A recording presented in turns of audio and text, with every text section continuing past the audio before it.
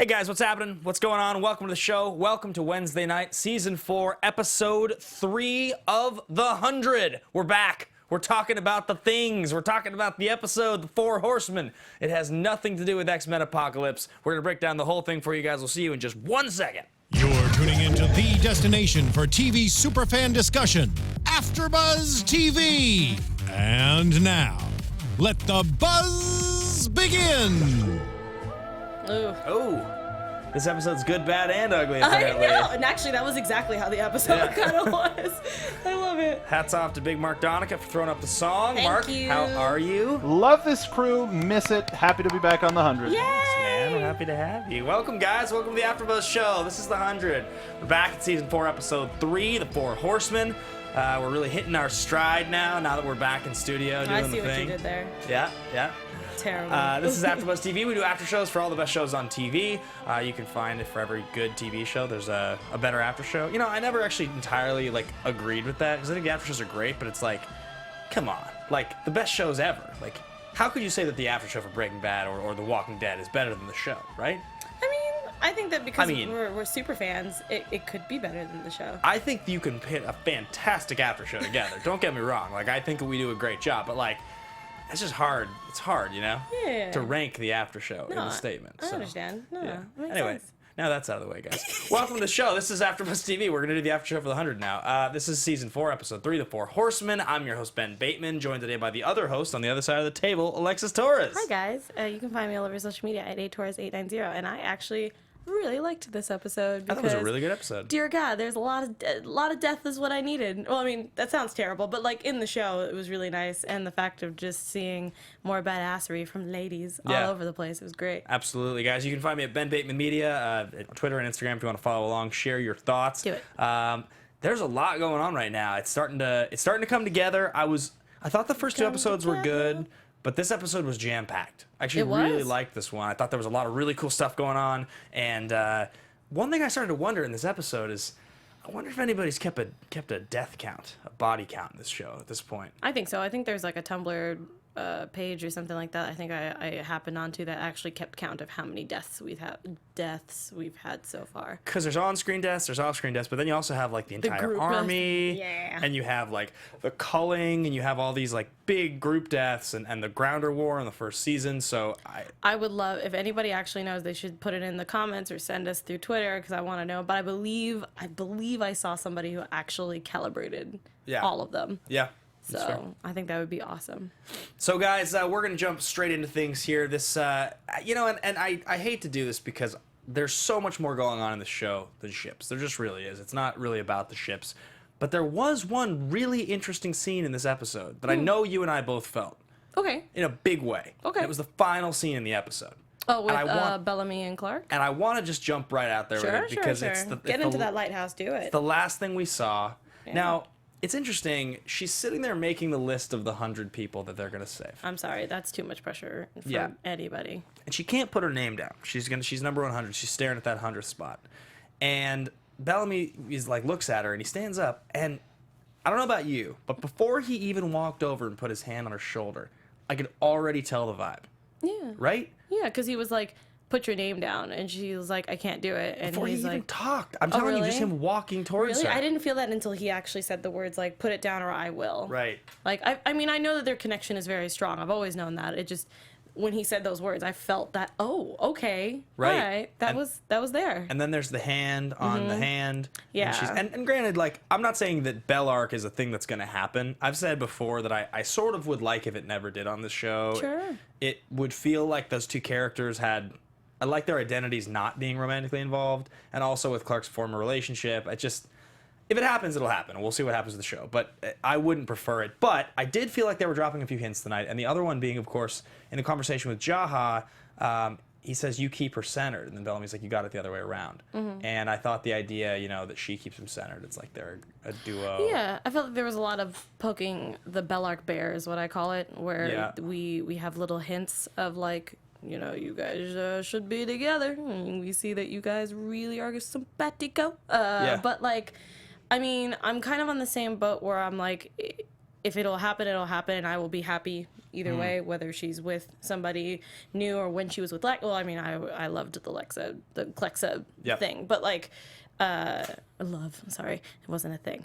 But like, it's weird because it's kind of like the Ross and Rachel thing where it's like, will they, won't they? Right, you never know. And so to me, the chase is enough for me. So if it does happen, again, I will be applauding and it will be amazing. But if it doesn't happen, I'll be like, ooh, so close, you know? For the record, I'm going through all of Friends right now. I've never watched the whole show. Oh, yeah, because Roxy. I've watched, like, 50 episodes here and there on syndicated TV, but I'm actually episode by episode now. But that's pretty much what it is for the entire 10 seasons that they had, is that there's a lot of will they, won't they. They did get together, then they broke up. They were on a break, and then you come back. So, like, for me, I mean, again, I'm sorry, Bellarke shippers, you can crucify me if you want. I don't. They are good together, but I'm more interested in the tease of it than actually them being together. But again, if it did happen, I'd be like, woo, throw all the confetti, you know? Well, here's the question I have. So there's been a lot of information put out there by various people involved with the show, whether it's Jason Rothenberg or cast members, writers. And over the couple of years, there's been conflicting information. No confirmation, but suggestions. At one point, Bellarke's never going to happen. There's still people that think it's going to. I kind of feel this way about it. Like, the biggest audience for this show, the most passionate, craziest audience, I think was the Clexa audience. Yeah. It seems Go that Clexa. way. Yeah, and we're big fans of Clexa. But also, that audience now, I think, has largely moved away from the show. Yeah. So you wonder, creatively, if they sort of looked at that and said, okay, maybe the plan wasn't to have Bellarke happen, but now the other largest ship on the show that we get hit up about all the time is Bellarke. So maybe... And I don't think they're writing the show for the fans. I don't think they're doing that, like, listening. But in their minds, maybe like, well, if that was one option was to have it end that way and the other wasn't, maybe they're moving towards it now because they sort of see there's going to be 1 or 2 more seasons of this show, and that would be the way they want to wrap it up. I really don't know. I mean, it's totally up to the writers at this point. You know, all we can do is hope and plead depending on what direction that you want to go in. And I'm just kind of just in for the ride at this point. I don't have many expectations. I just want to, I'm actually more intrigued to see, since this is very Game of Thrones-esque, that we lose a lot of characters, but we also get a lot of new characters, which we'll get into, you know, past the lighthouse. But like a lot of the newer characters that have been introduced, now we have 2 more that were introduced today, that I'm really excited to, hopefully if they are a one-time, you know, one-stop shop, then sure, whatever. But it was cool to see them. So I like to see what they do with minor characters. Like, technically, like with Harper, I didn't think she was going to last this long. No. And now she's here, you know, doing awesome stuff. So I don't know if we're going to get another Harper or if we're going to just have people. And then, like, same thing with Luna. We knew she was a major key last season. And then she disappeared for a little bit because she was like, no. And now she's back. So, like, it's, I feel like my whole interpretation of The 100 and why I love to watch it, besides, you know, being like, who's gonna, you know, love each other, is to see how the writers mold these characters into their lives and intertwine them, you know? Absolutely. So moving away from the romance aspect of the show and into the actual plot, you mentioned Luna, and I think I want to start with that. So Luna shows up with a couple people, the guy we've seen before from previous seasons, Nico, and also a kid, looks like Adira, or I didn't know. I was watching, but obviously she's a character that will not be relevant after this episode, unfortunately. Unfortunate. And there's radiation poisoning going on, and we've seen this. We've seen this building, and we knew that this was possibly coming sooner than we thought. But there's a whole entire conversation between Raven and Abby about the medicine that's going to be used to treat these people, and will it work? And Abby's like, if we can even save 1 life, we're not wasting it. Long story short, after Murphy steals the medicine to get back in Abby's good graces, we end up finding out that Luna, because she's a Nightblood, is naturally rejecting the radiation poisoning. I mean, it kind of makes sense just because of the fact that her blood is even a different color at this point in time. So in my brain, I was thinking, even though Luna, as the episode was progressing, I'm noticing she's not having symptoms as much as she did when she first got there. Yeah. Like, clearly when we saw her when she got in, she was throwing up, and it was just, she was coughing and wheezing. But as, like, you started to see, like, more bodies were being kind of folded over so that you knew that they were dead, she looked like she was getting better. Yeah. And then at the very end, also, I don't know if I was just completely blind or I was looking at my phone or something, but when Clarke was like, Luna? I was like, weren't you there when we first talked? Because weren't you standing right behind Abby? Well, I think the deal was she was, but I think the deal was that Luna was up and on her feet. and because she was Okay, putting so she was saying Luna as in like, why are you moving, like kind of thing? Kind of like okay. you're moving pretty gingerly, and you seem to be like standing up, like you couldn't even move or get out of bed. Okay, before. I was so confused because I was like, too. why is she saying Luna like she's never seen her before? We just saw her like a few minutes ago. Yeah, I had the same thought. I was confused, but I think that's what's going on. Yeah, I'm sorry, guys. So I really like that that Luna's back in the fold now. I really liked Luna last season. I liked her episodes a lot. She's a badass.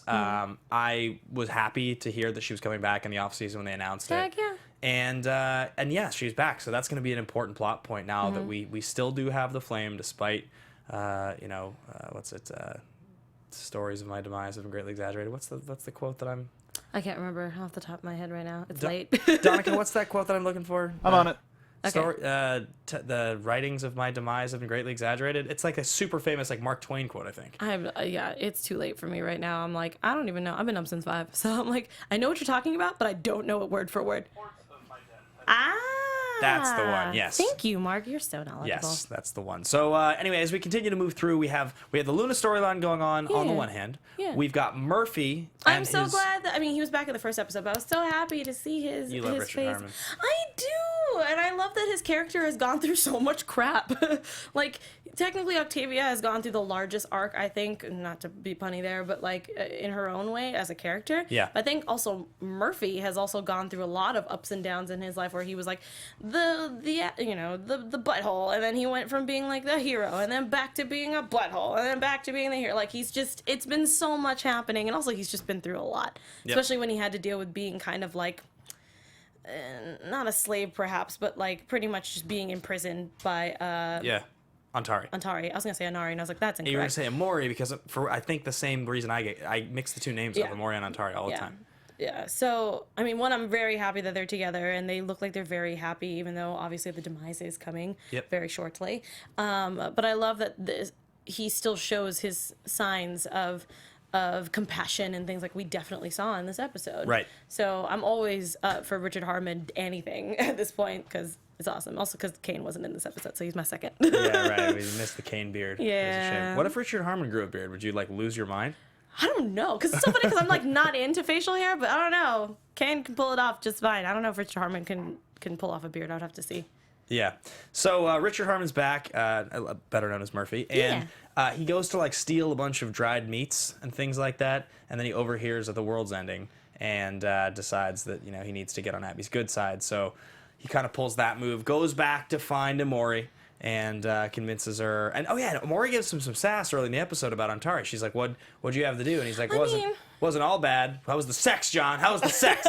and he's like, "God, come on! I had to do what I had to do to survive." Something I thought was interesting. Do you remember? There was a lot of discussion with that episode. Yeah, we decided that we were going to try to stay away from it at the time because we were like, we don't want to make anybody, uncomfortable. Yes, discussions of consent or lack thereof on television are really, really murky. And especially in this situation because he's a male character who is essentially being taken advantage of, which is less common on TV. Mm-hmm. And beyond that, it was a situation of survival, like he said, where he kind of was forced to survive, I guess. Yeah, it was like forced consent. That's pretty much what it was. Again, he still technically gave it, but obviously he didn't have a choice in that matter, and it sucked. So, again, but and I feel like he repeated that quite often so that we would get into our heads like, hey, Emori, understand that even though I did it, I didn't enjoy it.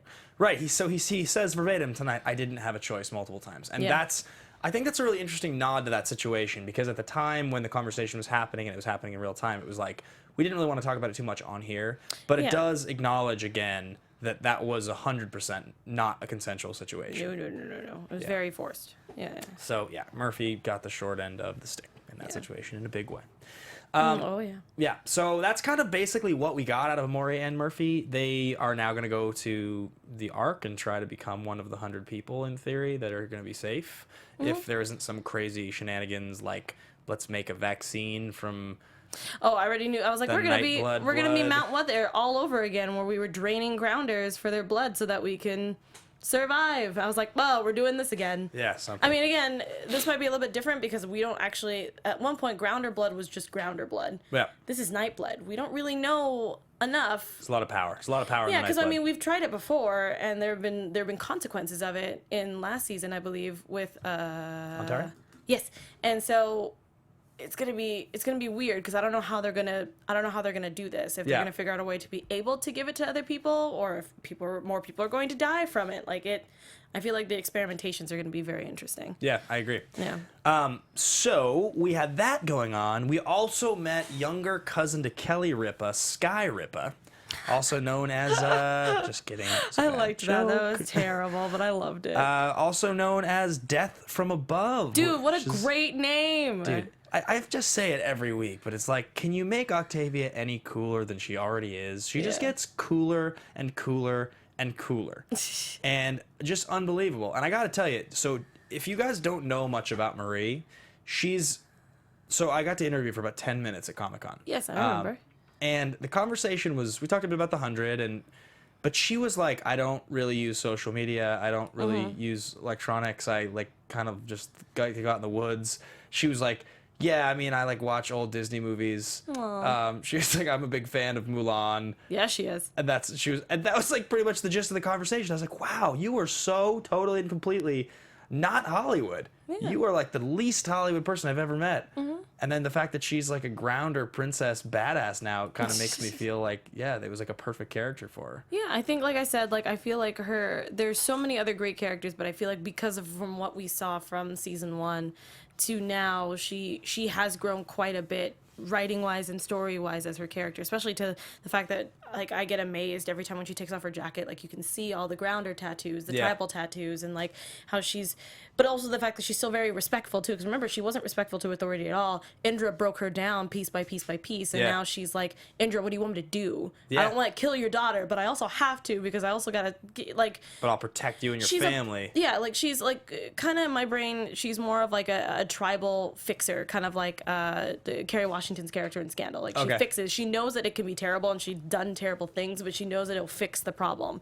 And so I like that she is that strong female character where we can get that she understands that there's consequences, but she's also thinking of the big picture. There's a lot to work with. Were you at all surprised that she didn't just go for the kill with Gaia, Indra's daughter, who we just met?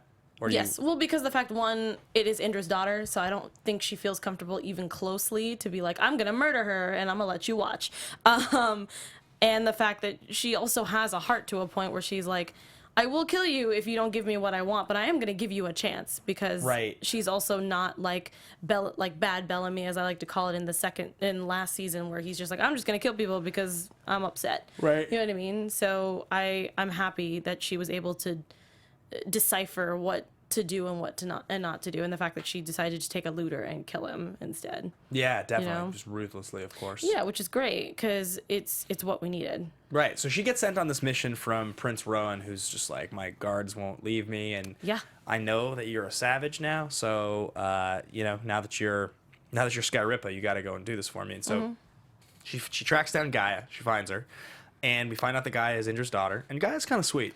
Dude, Gaia's pretty awesome. She's a good character. I love the braids in her hair. It's phenomenal. And also, everybody knows, if you guys follow any of my social media or any of the other shows that I do, I'm all about more black ladies just kicking ass, Something I thought was really cool. So she left home at some point, and Indra said to her, don't throw your life away. They repeat this in the episode. So she hasn't been training with Indra for a long time, or at least a while.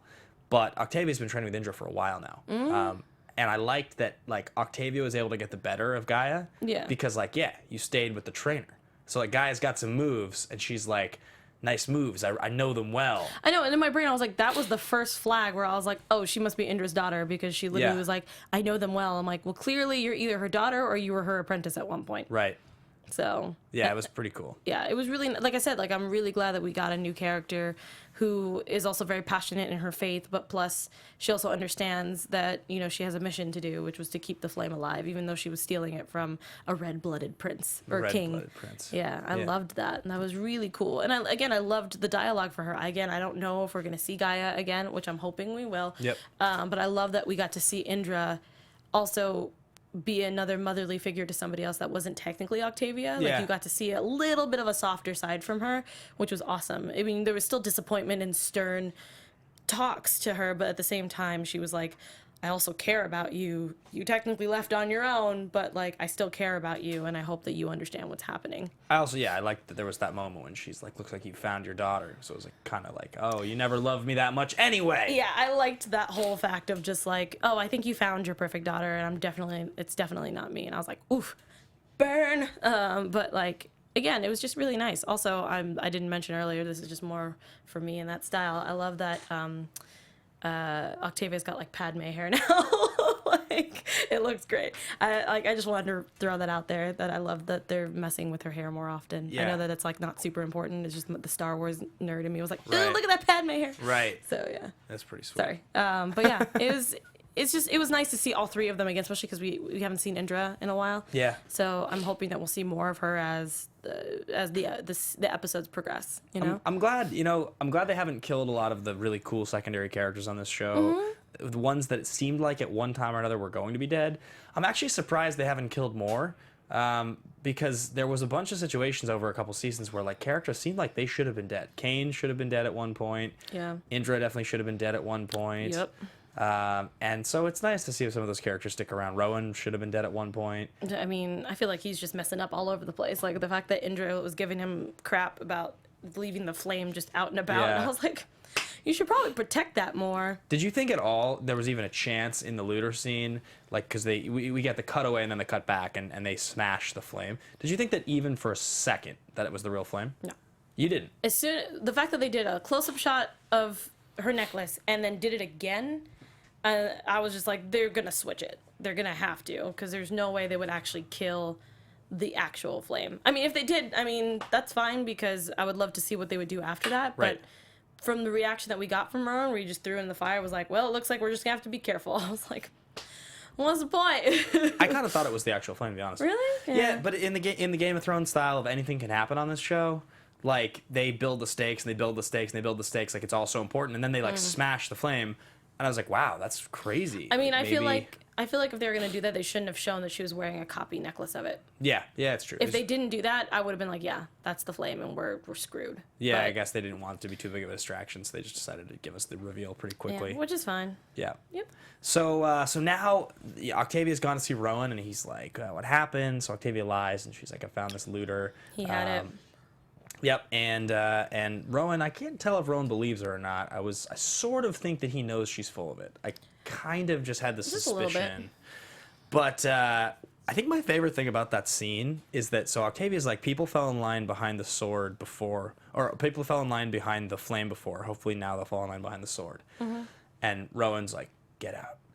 And like, what I loved about that is like, she's like a murderer, like an assassin now. Sky Rip, a death from above. She's like become the like most badass, but also like just like despicable in some people's eyes because she's just a murderer. Yeah. And the way Rowan said it, like get out, was kind of like, we've done the deed, now get out of my hotel room kind of a thing. I want nothing to do with you, you know? Like Yeah. No, I get that. It's just I want to see if their partnership, like, is he actually going to trust her completely? I mean, obviously he trusts her to get the deed done. Yeah. But I want to see if he's going to give her more tasks besides just assassinating people. Totally. Like, I just like that it's like she's become so like grimy and dirty in the way that she handles her business that it's like even the prince is just like, get out of my room. yeah, no, I think it was great, and especially because he even brought it up to Indra. He's like, you've raised a monster or a murderer or a killer, and I was just like, that's weird coming from you, bro. Yeah, Like, it's pretty cool. Just a little bit, but like it also just really shows that she is just complete 180 of Yeah, her life, and big it's time. awesome. Yeah, big time. Yeah. So back at the Ark, we have a mission that is launched when Jaha decides to take a rover. He's going to go try to track down, and this plotline is a little weird, I thought. Yeah. Jaha, the ever alive apostle, my man, who decides to take a rover, and Clarke and Bellamy go with him to go find this bunker that comes from this like conspiracy theorist, like Armageddon predictor dude who they had like video on an iPad from. I'm just really curious for you guys, the fans and viewers and supporters of this show and the after show.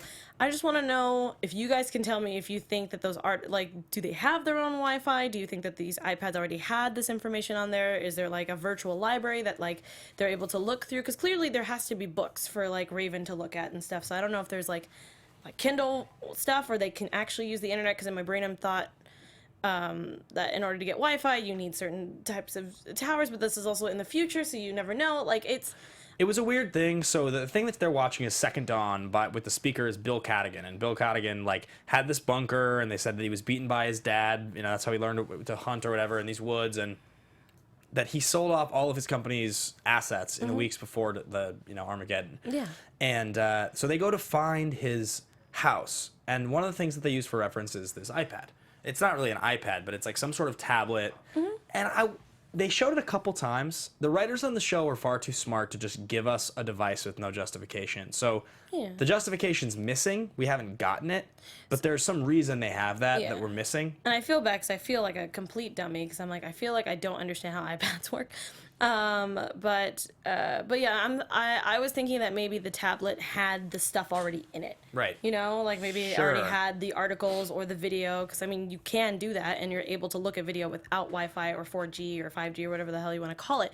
But I just didn't know how that worked. Because like I said, they could have had a virtual library where they could take a piece of an iPad that's actually a Kindle and read through it, and it shows you all the virtual stuff. I would expect it's not connected to the internet. I think those are probably videos that are... that are stored. But the question is how they found them and where that came from. I'm assuming because they were using parts of the ship, it's just in the ship somewhere. Maybe. Yeah. I think that there's, like I said, like there's just a library of stuff. Maybe that's, like, information that was stored on the Ark, is what you're thinking?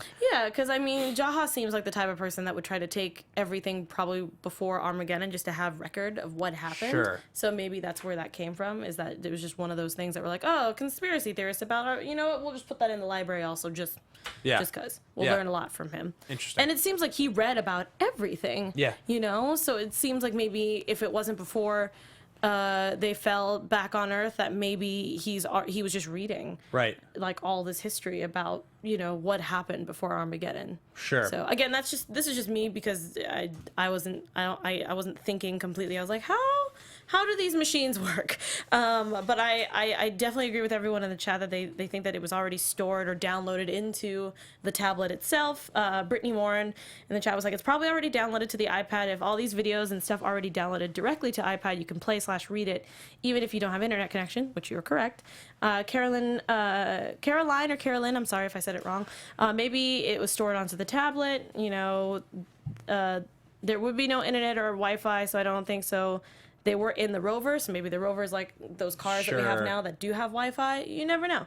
MJ in the chat says, I think that the computer in Arcadia has wiki set up in the town. It'll probably was just from an archive from the Ark. That's what I was thinking too. Yeah, so I think that's why I asked, because I was like, I don't know where it could come from, but in my brain I was thinking that it had to be stored somewhere. So for sure. So just before they set off on this journey to go to find Bill Cadigan's stuff, Raven gets in this argument, and the one thing that we should note is that she definitely is having like a tough time. So her mind has become the Matrix. She's like a brilliant programmer, a hacker. She can like do crazy math now. She's just become even more brilliant than she already was. And I think that's why she's so agitated, is because the fact that she has numbers flying around her head. She's thinking about, we have 6 months, we have 6 months, we have 9 months or whatever, and we are just, that's what we're doing. And now that we've done, now that we have these sick people and we're doing tests on them and stuff, we only have 2 months. Right.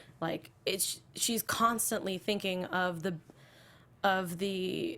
statistics of everything. Right. And so I think that's why I was wondering why she didn't feel human to me for a while. And I was like, why does she feel like this? And I was like, oh, duh, because her brain is pretty much a computer at this point in time. One of the things that I really like is that they've made it clear with both Jasper and Raven that people that went to the City of Light that then recovered from it are changed forever. Yeah. They didn't just come back. It wasn't just like, oh, this was a season 3 plot point and now the season 3 is over. They just get to be their regular characters again.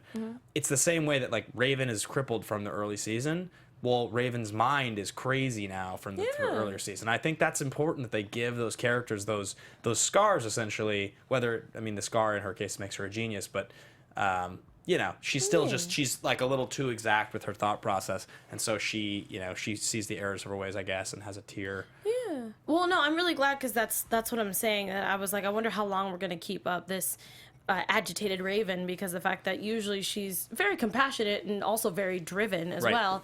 So in my brain I was thinking, well, one, she's stressed out because she has a lot to think about. Two, I keep forgetting that she pretty much has literally every number that could be going through her head, thinking about this terrible situation of like trying to ration off food and trying to figure out how to fix, you know, the ship, and like, you know, the fact that we can only keep it to 100 people. That's pressure for anybody. And again, we already knew that these guys are in their early 20s to young, you know, adult life. So the fact that when we have a Jasper who's just completely in the boat of like, live every day to, you know, to the fullest as much as you can, and also just don't give a crap because we're gonna die anyway. And then you have Raven, who's literally thinking about death the entire time. Right. Yeah, she can't get it out of her head. So the fact that she sat there and actually got to see a young girl die because she was refusing to give her medicine because she was thinking about the rations and the numbers, that would break anybody, especially Raven, because I don't think she would be able to feel comfortable with a little girl dying because she just chose not to.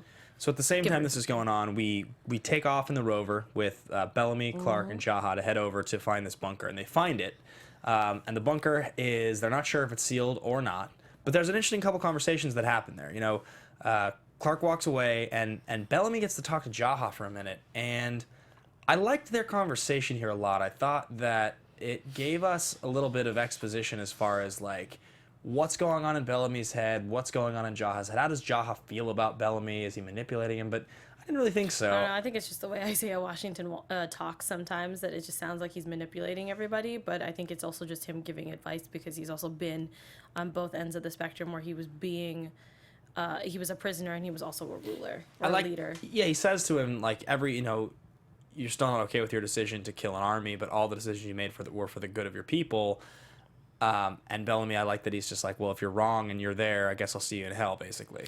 But that was really great. Like, it gave me chills, because it also shows that everybody, I mean, depending on if you're religious or not, that everybody sins in different ways. Yeah. But obviously their sins, they have to atone for them eventually, which is the fact that they killed many people through decisions that they made for their own sake, or well, for the people's sake, but you know, for their own decisions. But I also like that there was a bit of a pike poke in there as well in the rover. Yeah. Yeah.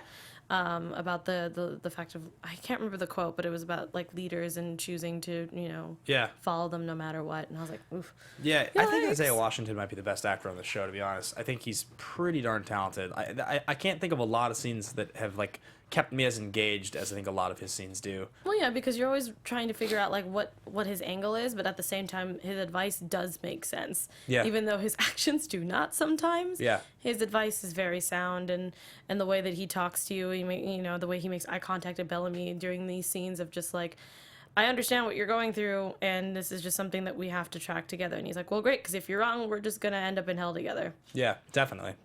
And he's just like, all right. So they get there, and this conversation happens. They use the rover to pull the door open, and what's exposed are the mines of Moria.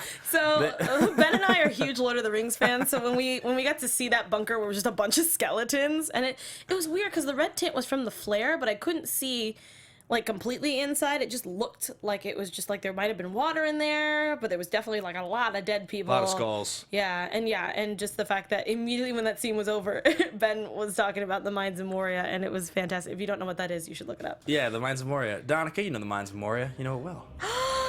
Yes. Yes. Of course I know the Mines of Moria. Oh, that was good. That was so good, Mark. Yeah. If you have no idea, let's say if you're living under a rock and you don't know what we're talking about Lord of the Rings, and that scene gave me so many chills. What's his cousin's name that he says they're gonna give him a royal welcome? I don't remember. My cousin Laddie. Wasn't it one of the Hobbit 12? No, I don't think so. No, it's like his cousin that he says they're gonna give him a royal welcome. Yeah, because the guy in the Hobbit was his father. Yeah. Because he even says, "That's my son, Gimli." And they're like, "All right." But yeah, it was a very weird flashback to that. 'Cause We I both was like, got the same moment. Yeah. Yeah, totally. we both looked at each other. We're like, You have to think that like the people making the show probably had that same thought too. I tweeted at them. I was like, writers of the show, did you do this on purpose to bring back flashbacks of Mines of Moria? Because my poor soul. So it does seem like it's a dead end though, and everybody's dead. It was not But, sealed. I mean, but that's the thing is I don't know if it was sealed and they just ran out of food or Yeah. if it was from radiation. Like, I mean, I'm assuming it was, but like we don't know. But clearly it's a bust because they're like, we can't use this. We Yeah. went back and we have nothing to use. So I don't know. I don't know what Maybe we're they'll gonna do. explore it a little more, or find something. I don't know. But so that was basically where the episode ended. So sad. I think that pretty much wraps up everything that. Yeah, we happened. covered everything. Yeah, Yeah, I think that's the whole episode. So should we maybe get into predictions? I'm down. And now, your AfterBuzz TV predictions. So a lot of people in the chat before we continue were talking about the bunker while Yep. we were doing that, since there's a little bit of a lag there. That MJ thinks the bunker, even though the bunker did fail, so they will at least have a pinpoint to the problem and maybe fix it. Which I hope that would be nice. Michaela said that Raven and Monty and Jaha could figure out how to seal it, possibly a little bit better than how they did. MJ thinks it could be structural ventilation or something completely different than what we actually know, just from the fact of just seeing all these dead bodies. Maybe we could do more research. Caroline thinks that maybe there was a leak in the bunker. Yeah. And then maybe radiation just kind of leaked in there over time. But yeah, but I do agree that I think that they kind of gave the bunker a little too early. I feel like we could have done more research, but maybe Jaha might go back. Yeah. And you'll Well, just I mean, they're there, so like maybe they're gonna look around. They didn't leave, right? The episode just ended with them in the bunker. No. I think they went back to Arcadia. I think because wasn't Oh, that's when they see Luna. yeah, because remember I because guess you're right. I guess you're right. So I guess they did. I just mean, they leave could the have bunker. left Jaha there and just been like, "You figure it out. We have to go back and figure out the list." Because clearly, she promised Raven if the bunker was a bust, I would make She the had list. to make the list. Oh yeah, you're dead right because she Yeah. makes the list. So I don't Yeah. know what I was thinking. So Yeah, maybe we were sidetracked from that hand touch. Was what was happening. well, also, and the playback was Yeah. screwy for us. Well, yeah, because our DVR stopped at one point. so We're had like, to where are we? Go back and watch again. Anyway, Yeah. so I think as far as predictions go on my end, I do think that we're gonna be trying to manufacture some sort of Mount Weather it? cure or something from Luna as the Nightblood. I think that seems to be where we're going. There's just gonna be some cure that people talk about or think about based on that. Right. That would be my first thought, and you know it's like a 51% prediction, but I'm telling you, the vibe tonight made me feel like Bellarke is coming at the end of this season. Somewhere in season 4, it made me feel that that's what they're gonna do. I mean, Bold prediction. can't say that I necessarily love it, but I kind of just feel like that's what they're gonna do. I mean, if it happens, it happens. Yeah. I'm just gonna, as a very well-known host here at AfterBuzz TV says when he talks about his shows, he's just gonna welcome them with open arms Yes, and just let it happen. For me, I definitely think they're gonna go the Mount Weather route, where they're gonna try everything in their power to see if they can experiment with Nightblood. I think it's going to it's going to tamper with some stuff. It's going to cause some terrible things, maybe some really bad symptoms or consequences for using it. I feel like Luna will be more, I mean, when they tell her what's going on, maybe she'll be more into the fact of giving her blood away, but she'll also talk about the fact that there's a reason why we were banished. Like, I feel like there's going to be a lot. I don't know if they're going to ever give her the flame. Maybe if she has the flame, maybe it'll be easier. Yeah. I don't know, because Michaela actually brought it up, like, give her the flame. I'm like, maybe that could also help too. I have no But idea. if they give her the thing, what's gonna happen? I mean, she just becomes the leader. It's not like she can save the world or like stop the radiation, right? I mean, I don't think she can stop. Well, I don't know. I mean, like, see, that's the great thing about this season is that they opened up so many doors. Right. We can go in any direction, and whatever the outcome is, whatever the outcome is. But I think that at least for the next few episodes, they're going to be experimenting with Nightblood, and it's just not going to go well. You think it's gonna be bad? Okay. Yeah. Got it. Cool. Yeah. I don't know. I'm excited. Well, guys, thank you so much for tuning in to watch another recap of the 100. We will be back same time, same place next week. Alexis, if the folks want to catch up with you and tweet at you, where can they find you? You can find me all over social media, Twitter, Instagram, Snapchat, all the stuff. YouTube, at ATorres890. That's ATORRSE 890. I can't even say my own name. It's so late. Definitely catch me. I'm doing a lot of shows this year. I think I'm doing 8 shows this year. Yeah, this year. It's kind of insane. Voltron is ending soon, so definitely keep up with that. I do that with Mark Donica, who's also in the booth. I'm doing Lethal Weapon. That's done in 2 weeks. Yeah, I don't know if you saw the show, but it's real good. Is it? If you're a Lethal Weapon fan, you'll like it. And let me see. Sensei is coming back in May. Into the Badlands comes back in March. There's a bunch of shows I'm doing, so just keep up with me there. You'll see everything. Cool. You guys can find me at Ben Bateman Media on Twitter and Instagram. I'm also doing Riverdale on Thursday nights. Do it. And The Walking Dead on Sundays, as well as an action movie show called Action Movie Anatomy on Wednesdays on the Popcorn Talk Network that Alexis has been on before. We found the body count. It's a Wikipedia page. Oh my goodness. Thank you for that. I just want, before we leave, that was from MJ Grievous, who's also in the chat. She sent us the link. Oh, sweet. Oh, okay. yeah. We're going to know the body count. We'll share with you guys next week. Yeah. Bye, guys. Thank you for tuning in. Have a good night. Thanks, Mark. From executive producers Maria Menounos, Kevin Undergaro, Phil Svitek, and the entire AfterBuzz TV staff, we would like to thank you for listening to the AfterBuzz TV network. To watch or listen to other after shows and post comments or questions, be sure to visit AfterBuzzTV.com. I'm Sir Richard Wentworth, and this has been a presentation of AfterBuzz TV. Buzz you later. The views expressed herein are those of the hosts only and do not necessarily reflect the views of AfterBuzz TV or its owners or principals.